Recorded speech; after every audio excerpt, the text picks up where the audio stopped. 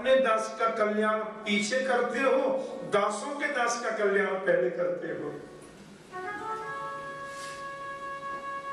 जब गजेंद्र पकड़ लिया था ना ग्राह ने, तो गजराज है भक्त और ग्राह ने पकड़ा उसका पैर, तो मुक्ति पहले ग्राह की हुई कि गजराज की हुई? पहले ग्राह की मुक्ति हुई। क्यों? कि ग्राह ने भक्त का पैर पकड़ा। दासानो दासो भवितास में भूजा। अस अभिमान जाहि जन भोरे, मैं सेवक रघुपति पति मोरे। अभिमान करना है तो ये मत करो मैं धनवान हूं, मैं ज्ञानवान हूं, मैं रूपवान हूं, मैं ये बान हूं, मैं वो बान हूं। जिसमें ज्ञान जाता है वो ज्ञानवान है, जिसमें भक्ति ज्यादा है वो भक्तिमान है, जिस पर धन ज्यादा है वो धनवान है, और जिसमें भग ज्यादा है वो भगवान है। बोलो जय श्री कृष्ण। जय श्री कृष्ण। भग का मतलब मैंने कहा था ना, षडैश्वर्य संपन्न, कर्तुम अकर्तुम अन्यथा कर्तुम समर्थ ईश्वर। तो वृत्रासुर ने भगवान की स्तुति गाई, निरभिमानिता जीवन में आ जाए। तृणावपि सुनीचेन तरोरपि सहिष्णुना, अमानिना मानदेन कीर्तनीय सदा हरि। अपने आप को तिनके से भी छोटा समझो। हमारे राष्ट्र में एक गृहस्थ संत हैं, पूज्य मुरारी बापू। मेरे प्रति बड़ा स्नेह है उनका, हमसे बड़े हैं, पर कथा प्राय साथ साथ शुरू करी। मुरारी बापू ने 74 में कथा शुरू करी, हमने 10 फरवरी 75 में शुरू करी।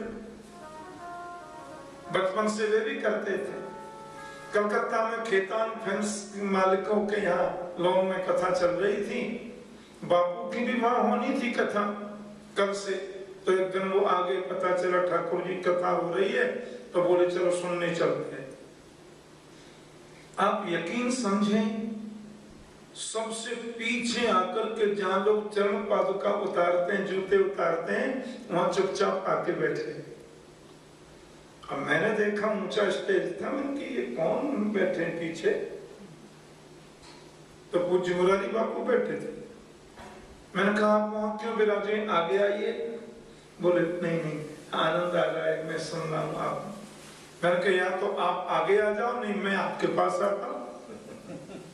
फिर उठ के आगे आकर के भी नीचे ही बैठे। मैंने कहा कथा के बाद 2.5 घंटे, क्यों भारत में तो हम 4-5 घंटे कंटिन्यूस बोलते हैं, अब यहाँ 1.5 घंटे में क्या तो बिछाएं क्या ओढ़े। बोलो जय श्री कृष्ण। पर आप लोगों पर जितना समय है उतना आप सुन लेते हैं, बहुत बड़ी बात है।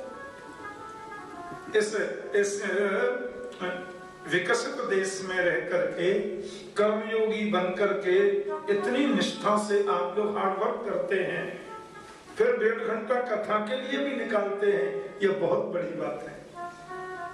एक घड़ी आधी घड़ी, आधी में पुण्य आध, तुलसी संगत साधु की हर कोटि अपराध। सत्संग जितना मिल जाए उतना महत्वपूर्ण है। आप सुनते तो हैं, तो आप वहां तकरीबन 3 घंटे कथा में बैठे, फिर विश्राम हुआ, तो मैंने कहा आप आगे क्यों नहीं पधारे थे, पहले पीछे क्यों बैठ गए?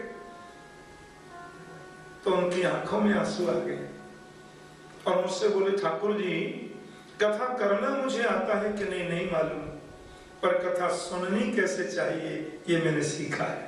बोलो जय श्री कृष्ण। तो कितनी मर्यादा, तृणावपि सुनीचेन, अपने आप को तिनके से भी ज्यादा छोटा समझना, और तरोरपि सहिष्णुना, वृक्ष से भी ज्यादा सहनशील बनो, अमानिना मान देना, स्वयं अमानी बन करके रहो। विष्णु सहस्रनाम में लिखा है अमानी मान्यदो मानी, तो अमानी ना, अपने आप को अमानी मानो और मान देना, दूसरे को सम्मान दो, भगवान के नाम को सर्वोपरि मानो, यही तो भक्त की पहचान। और इसका पूर्ण प्रमाण राजा बलि है। भागवत में बलि की कथा आती, त्रिलोकी का साम्राज्य सब कुछ समर्पण कर दिया वामन भगवान को। भगवान बोले तुमने 3 पैर देने को बोला था भैया, 2 पैर में तीनों लोग नाप लिए, अब तीसरा कहाँ रखे बताओ? या तो बताओ नहीं नरक में जाना पड़ेगा, देख लो बांध के डाल देंगे। गरुड़ ने बांध भी लिया कि अद्युत्तम श्लोक भवान ममेरितम बचो व्यलीकं सुरवर्य मन्यते करो मृतम तन्न भवेत् प्रलम्बनम् पदं तृतीयं कुरु शीर्ष्णि मे निजम्। बलि हाथ जोड़कर बोला अभी तक आपने मेरा धन ही तो नापा है, मालिक तो बाकी है, और बिना मालिक के सिग्नेचर के इतना कुछ होता ही नहीं। इसलिए पदम तृतीयम कुरु शीर्ष्णि मे निजम, तीसरा चरण मेरे सिर पर रख दो। पानी पानी हो गए भगवान। बोले कमाल है, तीनों लोग भगवान ने इंद्र को प्रदान कर दिए, लेकिन बलि के यहाँ दरबान बन के खड़े हो गए। भाव के बस में है भगवान, भाव के बस में है भगवान, भाव बिना सब साधन झूठो बिरथा सकल विधान। भाव के बस में है भगवान, भाव नहीं तो हर मंदिर में, भाव नहीं तो हर मंदिर में दीखत बस पाषाण। भाव होए तो पाषाणों में प्रकट होए भगवान। भाव के बस में है भगवान, भाव नहीं तो निधिवन मधुवन, भाव नहीं तो निधिवन मधुवन लागत सब वीरान। भाव होए तो जित देखूं तित दीखत सुंदर श्याम।